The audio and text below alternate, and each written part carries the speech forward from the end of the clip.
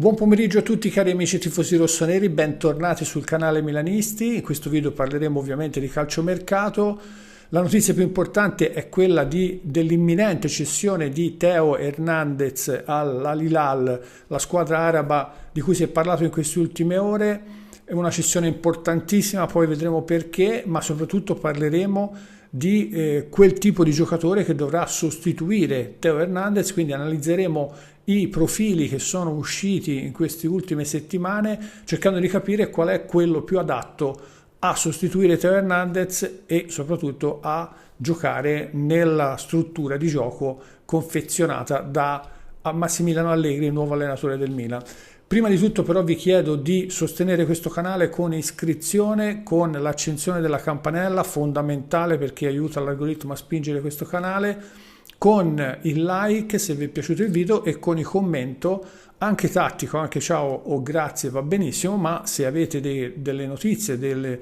informazioni o semplicemente punti di vista da condividere in questa community, fatelo, sono ben felice di leggere i vostri commenti e le vostre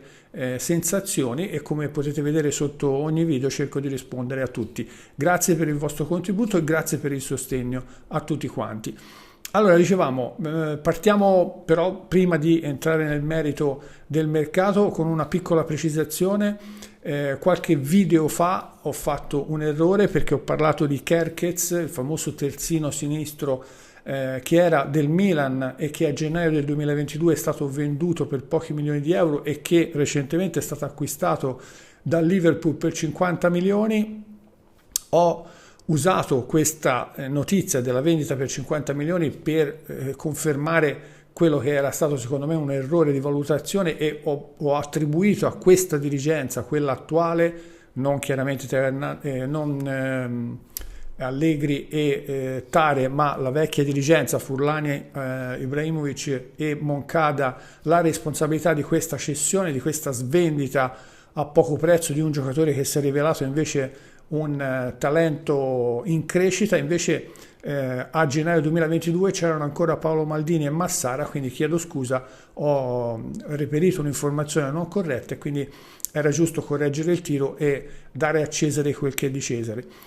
Quindi adesso che abbiamo chiarito la situazione passiamo direttamente alla notizia del giorno. La notizia è quella che Theo Hernandez è a un passo dall'Al Hilal, la squadra di Simone Inzaghi. Sembra che il pressing fatto da Simone Inzaghi e dal suo entourage sull'entourage di Theo Hernandez e su Theo Hernandez abbia avuto effetto, ma del resto era evidente che se Theo avesse voluto dare importanza a questa stagione che verrà in funzione di quello che sarà poi il mondiale, quindi se voleva giocarsi le chance di poter partecipare al mondiale, avrebbe dovuto sicuramente trovare una sistemazione, trovare una squadra che lo facesse giocare per poter appunto giocarsi il posto in nazionale. E poi c'era una questione economica perché l'offerta dell'Al Hilal è salita da 18 a 20 milioni all'anno e quindi un'offerta assolutamente allettante per un giocatore che in questo momento storico si è trovato in grossa difficoltà, nel senso che quello che è successo nell'ultima stagione ha macchiato l'immagine del Milan, ma ha macchiato anche la sua di immagine. E difatti, se prima di quello che è successo nell'ultima stagione Theo Hernandez era un giocatore ricercatissimo su più fronti, in quest'ultima, alla conclusione di quest'ultima stagione si è fatto timidamente avanti solo l'Atletico Madrid con un'offerta ritenuta assolutamente inaccettabile. L'Atletico Madrid voleva giustamente cercare di sfruttare il fatto che il contratto di Theo Hernandez è in scadenza il prossimo anno e quindi con una cifra esigua, intorno ai 12-15 milioni, avrebbe voluto portarsi a casa un giocatore problematico ma comunque talentuoso come Theo Hernandez. Questa cosa fortunatamente non è andata in porto, il Milan incasserà circa 30 milioni bonus compresi perché ovviamente l'offerta dell'Al Hilal nel frattempo è calata, dovendo alzare sensibilmente l'offerta al giocatore. Io la penso in questo modo e quindi apriamo questa finestra dove cerchiamo di capire perché Theo Hernandez secondo me doveva essere ceduto, perché io sono contento che sia stato ceduto e festeggerò, fra virgolette, se non appena ci sarà l'ufficialità di questa cessione. E poi chiaramente voi nei commenti invece mi dite cosa ne pensate voi. Allora, secondo me Teo Hernandez innanzitutto non è mai stato un terzino, l'ho detto e l'ho ripetuto più volte in questa stagione durante tutte le mie lavagne tattiche, e la mia affermazione Teo Hernandez non è un terzino è stata giustificata dai fatti concreti nei quali vi facevo vedere che la fase difensiva di Teo Hernandez era praticamente inesistente, non era debole, non era fragile, era totalmente inesistente. Teo Hernandez non si preoccupava mai di seguire l'uomo, o quando lo faceva in maniera talmente tanto svogliata, talmente tanto poco concentrata, talmente tanto poco lucida, che abbiamo preso veramente tantissimi gol dalla sua parte, colpa delle sue disattenzioni, del suo atteggiamento completamente sbagliato. Ma quello che è successo in questa stagione non è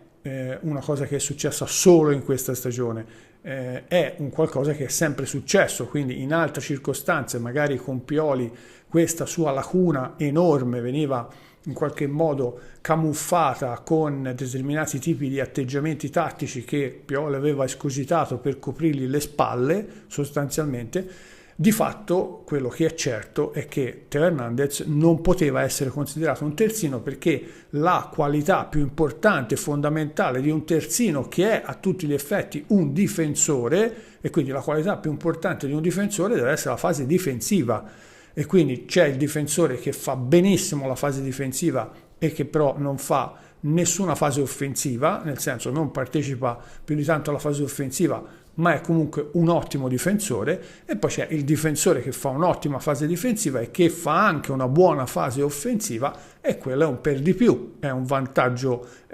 cioè è un qualche cosa in più che diciamo è un punto di forza in più che un giocatore può utilizzare per diciamo battere la concorrenza, per giocare titolare al posto di altri che giocano nel suo ruolo, perché lui ha qualcosa in più, quindi riesce a fare un'ottima fase difensiva, ma riesce anche a offendere. Ma la prima cosa fondamentale è la fase difensiva. Teo Hernandez è fase difensiva inesistente, quindi Teo Hernandez poteva essere considerato un buon esterno di centrocampo in un centrocampo a 4 o a 5, quindi un buon quarto o un buon quinto di centrocampo, sempre che la difesa dietro a questo punto a 3 potesse coprire la sua fascia, perché lui spesso abbiamo visto che la lasciava sguarnita, oppure poteva essere considerato un esterno di attacco, perché le sue doti fisiche, atletiche, di velocità e anche di capacità balistiche, quindi banalmente di tiro in porta, quindi di finalizzazione, erano molto buone, e quindi dal punto di vista offensivo era sicuramente un ottimo giocatore, ma non era un terzino, e quindi se noi non avessimo pensato di sfruttarlo in un altro ruolo, farlo rimanere come terzino in questa nuova struttura di gioco, cioè quella di Allegri, dove la fase difensiva è fondamentale, sarebbe stato controproducente. Quindi innanzitutto non era e non poteva essere un terzino. 2. Il carattere. Ci sono giocatori che hanno il carattere giusto per giocare a calcio, e quindi mi riferisco a quei giocatori che sanno quando è il momento di fare gruppo, sanno quando è il momento di mettersi a disposizione della squadra, sanno quando è il momento di fare anche qualcosa di individuale, qualcosa di creativo, ma sempre restando all'interno di uno schema organizzato di gioco, sanno quando è giusto parlare, sanno quando è giusto tacere, e soprattutto si comportano sempre in funzione del bene della propria squadra, perché chi gioca a calcio, come chi gioca in una qualsiasi squadra di un qualsiasi sport di squadra, dovrebbe sapere che deve mettere da parte l'individualità e deve mettere al primo posto il gioco di squadra. Poi ci sono delle eccezioni ovviamente dettate dall'enorme talento espresso, mi riferisco ai vari Maradona, ai vari Messi, ai vari Cristiano Ronaldo, eccetera, che sono le eccezioni che confermano la regola. Quindi il carattere e l'atteggiamento di un giocatore professionista, di un giocatore che gioca a certi livelli, deve essere inquadrato, come ho detto, in certi canoni, in certi parametri. Teo Hernandez non aveva nessuno di queste caratteristiche, non riusciva a soddisfare nessuno di questi parametri, perché quando faceva determinate scelte, le scelte erano sempre sbagliate, quando sceglieva di prendere posizione, la sua scelta era una scelta che non aveva vantaggi neanche per lui stesso, ma metteva in grossa difficoltà la squadra soprattutto, quindi scelte senza senso, proprio scelte sciagurate come quella del cooling break con la Lazio. Un giocatore che non ha rispettato la maglia che indossava e non ha rispettato i tifosi, che sono il cuore, l'anima di una squadra di calcio, perché se anche tu, giocatore, non condividi quello che fa la proprietà, non condividi quello che fa la dirigenza, ma dal momento in cui vesti la maglia del Milan dovresti sapere che devi scendere in campo e dare l'anima, perché questo è quello che viene chiesto a un professionista super pagato che deve fare spettacolo, che deve intrattenere il suo pubblico, che deve far star bene i suoi tifosi. Quindi dal momento in cui te, Teo Hernandez, per le tue valutazioni hai dei problemi con la proprietà e con la dirigenza, o non scendi in campo, quindi o ti rifiuti di giocare e poi subirai le conseguenze delle tue scelte, oppure se scendi in campo consapevolmente sai che devi rispettare la maglia, la devi sudare, ti devi sacrificare per la squadra, devi dare il 100%, poi se dai il 101% anche meglio, ma basta anche soltanto il 100%, e devi rispettare soprattutto i tuoi tifosi. Le scene, gli atteggiamenti e le partite giocate da Teo Hernandez, soprattutto in quest'ultima stagione, hanno dimostrato che lui di noi tifosi, della maglia del Milan, della storia del Milan e di tutto quello che doveva avere valore, non gliene è fregato assolutamente niente. Lui ha guardato solo nel suo orticello, c'erano delle cose che non gli andavano bene, probabilmente ha avuto anche problemi extracalcistici che io non voglio nemmeno stare a approfondire, perché ormai la situazione fortunatamente non è più di nostra competenza, ma comunque il comportamento di Teo Hernandez è stato inaccettabile, per usare parole diciamo tranquille, per così dire. E poi c'è anche un aspetto legato al fatto che un giocatore, soprattutto un giocatore che è in una squadra da diversi anni, ha anche una responsabilità ben precisa nei confronti dei nuovi arrivati. Deve fare da chioccia, deve dare l'esempio, deve essere in grado di creare il gruppo, di creare unione di intenti, di saldare insieme lo spogliatoio, perché questo è quello che si chiede a un professionista di una certa età che viene profumatamente pagato per far andare bene una squadra. Teo Hernandez ha disgregato l'ambiente, è servito come detonatore per disgregare l'ambiente. Le parole di Morata, che diceva che ha visto nel Milan delle cose che non aveva mai visto in carriera, si riferiva a situazioni che ho saputo per vie traverse, situazioni nelle quali nello spogliatoio c'era chi remava contro, perché ho sentito delle affermazioni per le quali sono volate delle parole negli spogliatoi, parole che non sono accettabili per un giocatore che gioca nel Milan, che veste questa maglia e che deve rispettare i nostri colori. Quindi, senza entrare nel merito, senza andare a scandagliare parole, discorsi eccetera, perché tanto a questo punto non ha più senso, io ho sempre detto in queste ultime settimane che su Teo Hernandez avevo fatto la croce sopra, non c'erano possibilità a mio giudizio di reintegrarlo nella squadra, perché non è un giocatore su cui poter puntare per ricostruire una squadra che abbia senso, che abbia un'unione, che abbia una ottima mentalità, una coesione eccetera, per cui per me Teo Hernandez era fuori. Sono contento che stia per uscire e quindi chiudiamo una volta per tutte questa situazione. Poi chiaramente ditemi cosa ne pensate.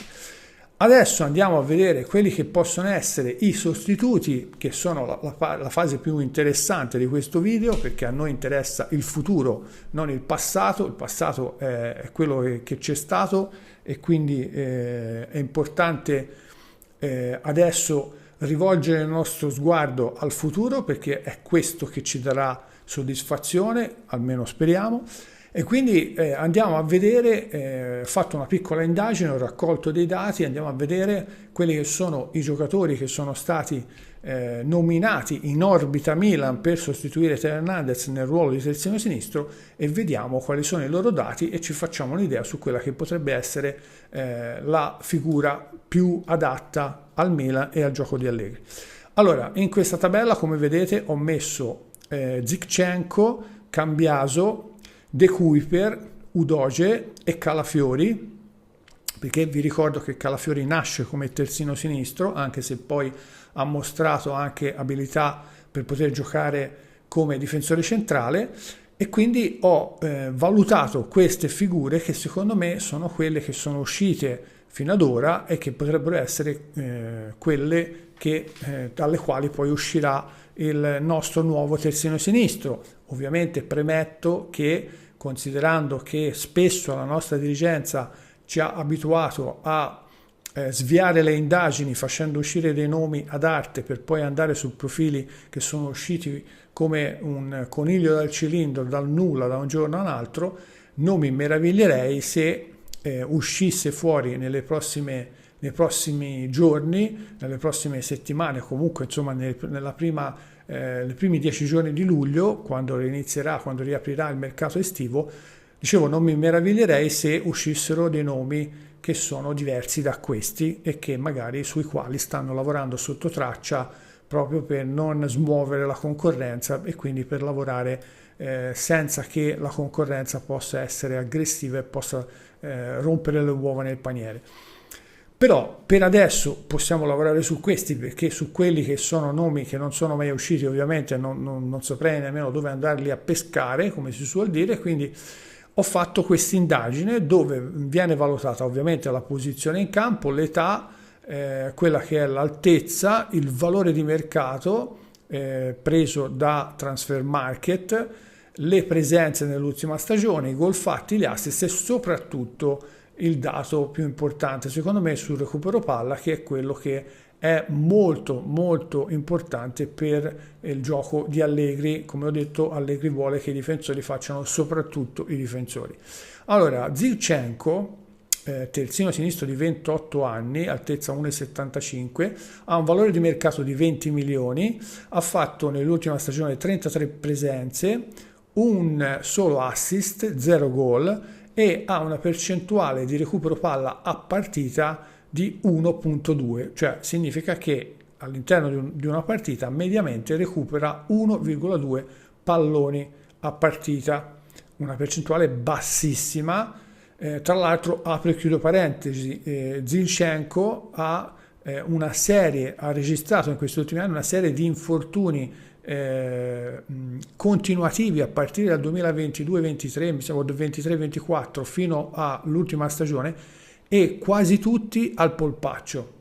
Quindi io mi chiedo con quale criterio la nostra società possa andare a prendere un giocatore che ha delle statistiche di questo tipo, 1,2 recuperi palla a partita, quindi che è praticamente quasi inesistente in fase difensiva. Ha fatto pochissimo sia in termini di gol che in termini di assist, quindi non è forte neanche nella fase offensiva, ha 28 anni, quindi è già abbastanza datato, ha un costo non indifferente perché costa 20 milioni e ha una serie di ha avuto una serie di infortuni incredibilmente costanti nel tempo e ripetuti nel tempo, e soprattutto al polpaccio, che noi sappiamo essere un muscolo tremendo, perché chi si fa male al polpaccio spesso ci ricade, come è successo a lui, perché credo abbia fatto 5-6 infortuni al polpaccio, e quindi è un giocatore a rischio da tutti i punti di vista, dal punto di vista fisico, della tenuta fisica, l'ultima stagione ha giocato 33 presenze perché il resto è stato infortunato, non è efficace in fase offensiva né in fase difensiva, ha 28 anni, tra l'altro non è neanche alto perché è 1,75 e ha un valore di mercato di 20 milioni. Io spero, ve lo dico proprio chiaramente, spero che questo non sia il nostro futuro terzino, perché l'ho nominato negli scorsi video come possibile terzino del Milan, anzi l'avevo messo come quello che forse era quello più, diciamo, in cima alla lista, no? Quello più probabile, ma quando ho approfondito e sono andato a vedere le statistiche sono rimasto a bocca aperta. Io spero sinceramente, ve lo dico ragazzi, che questo venga depennato subito dalla lista. Poi abbiamo Andrea Cambiaso, terzino sinistro della Juventus, età 25 anni, 1,82, valore di mercato 35 milioni. Nell'ultimo campionato ha fatto 53 presenze, 5 gol, 6 assist, ha un recupero palla medio per partita di 1,4. Quindi è un giocatore giovane, perché 25 anni è ancora abbastanza giovane, ha un'altezza da giocatore moderno, 1,82, ha un prezzo alto, 35 milioni sono tanti, ha 53 presenze, quindi una buona continuità di presenza in campo, 5 gol sono tanti, 6 assist sono tanti, il recupero palla è un po' basso perché 1,4 è, diciamo, abbastanza basso. De Kuyper, che è uno dei giocatori su cui si è parlato spesso in queste ultime settimane, terzino sinistro, 24 anni, quindi abbastanza giovane, anche lui 1,82, 16 milioni il valore di mercato, quindi potete vedere è il costo del cartellino più basso tra tutti quelli che sono presenti in questa tabella. 59 presenze, quindi ottima la presenza in campo, 6 gol e 5 assist, ha fatto il contrario di Cambiaso, ottima fase offensiva, 2,6 nella fase difensiva, 2,6 recuperi palla a partita, sono una media molto alta rispetto agli altri e quindi ha sicuramente delle caratteristiche molto importanti. Io questi dati l'ho presi da internet, quindi possono non essere precisissimi, mi scuso eventualmente se fossero inesatti e vi invito a verificarli perché ovviamente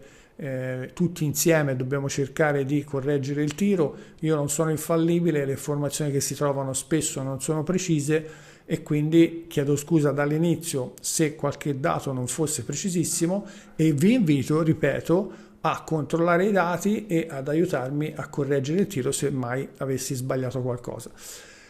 Il penultimo, Udogie, terzino sinistro, 22 anni, il più giovane, 1,88, quindi anche un bel Marcantonio. Qui c'è il valore più alto di mercato che è 40 milioni, 46 presenze, 0 gol, un assist, 2,9 di recupero palla a partita, quindi ottimo in fase difensiva, meno in fase offensiva, ma un prezzo direi decisamente proibitivo.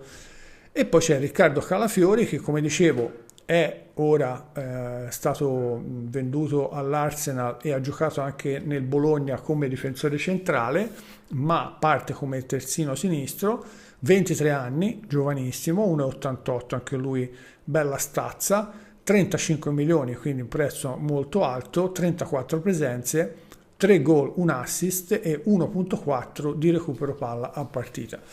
Lascio a voi la valutazione di queste figure, di questi giocatori. Io credo che il buon senso dovrebbe spingere la nostra società, qualora i candidati fossero questi, a valutare attentamente la figura di Maxim De Kuyper, perché ci siamo come età, ci siamo come altezza, ci siamo soprattutto come costo del cartellino, 16 milioni. Non so se la società che detiene il cartellino ne sparerà qualcuno in più, ma comunque sarebbero secondo me ben investiti. Ottimi i dati sia in attacco che in difesa e quindi secondo me la scelta sarebbe obbligata. Ripeto, poi magari esce fuori qualche nome nuovo e magari vediamo che la società va in un'altra direzione. Però era interessante analizzare questa situazione per capire come stanno andando le cose e quale potrebbe essere il sostituto di Teo Hernandez. Adesso torniamo per un attimo al mercato. Le ultime notizie di mercato sono praticamente relative al fatto che il Milan stia cercando di affondare diciamo l'offerta per Giashari. Giashari, il centrocampista di cui vi ho parlato, estremamente talentuoso, del Bruges, un giocatore alla Reinders, forse ancora più tecnico, un giocatore che pensavo fosse uscito dai radar perché la richiesta del Bruges è circa di 40 milioni, ma invece sembra che il Milan abbia presentato proprio in queste ultime ore un'offerta di 30 milioni, bonus compresi. Ovviamente c'è il gioco delle parti, ovviamente si parte con un'offerta a ribasso. Come ho già detto, trattandosi del Bruges, stessa squadra di De Ketelaere, c'è da aspettarsi che se la richiesta è 40, il Bruges non si schioderà da questa richiesta, esattamente come ha fatto per De Ketelaere, e quindi sarà necessario soprattutto capire se questi 40 milioni siano giustificati, perché ricordiamoci che il Milan c'ha da rifare totalmente il centrocampo, c'ha da prendere perlomeno 1-2 difensori centrali, probabilmente 1-2 terzini sinistri, un terzino destro, un attaccante. Insomma, ho saputo da fonti non ufficiali ma ufficiose e comunque affidabili che il Milan quest'anno farà una campagna acquisti che prevederà l'acquisto perlomeno di 8-9 giocatori. Quindi in questo senso rispondo anche a tutti quei tifosi che continuano a scrivere: ma tanto non compreranno nessuno, si metteranno i soldi in tasca. Ora, finché si scherza, ragazzi, va bene, ci sta anche di farsi due risate, di prendere in giro qualcuno, di parlare male, fra virgolette, della vecchia dirigenza e della proprietà, che non hanno capito nulla di calcio, continuano a non capirne niente, eccetera, eccetera, eccetera, eccetera. Ma poi torniamo seri per un attimo, stiamo parlando del fatto che non potete mettere in discussione che il Milan quest'anno non comprerà i giocatori e non rifarà la squadra. L'ha fatto anche lo scorso anno, ha speso tanti soldi d'estate, ha speso tanti soldi quest'inverno. Il problema non è che il Milan non comprerà, il Milan comprerà sicuramente, il problema è come compri e chi compri.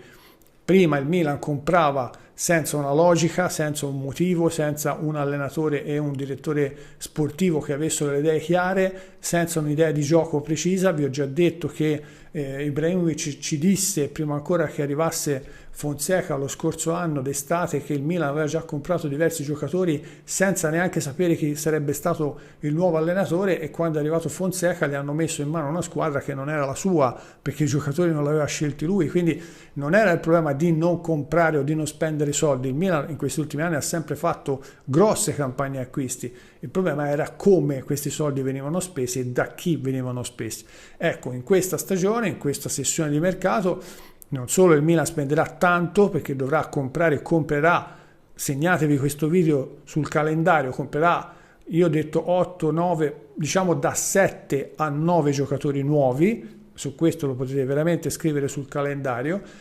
ma questa volta questi giocatori verranno scelti come